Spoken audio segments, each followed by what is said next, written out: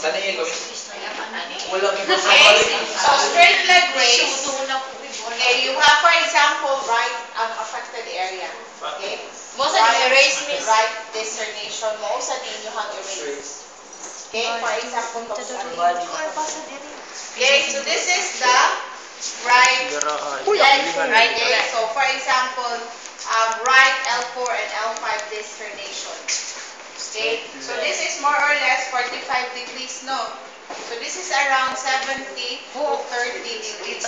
So within this range, this may be a painful art. Okay?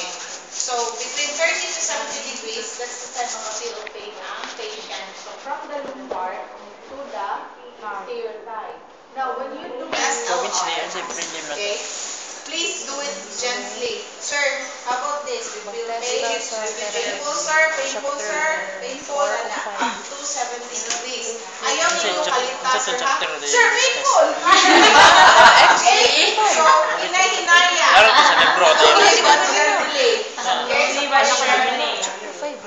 Ito yung nasa slides na ito sa libro. Okay?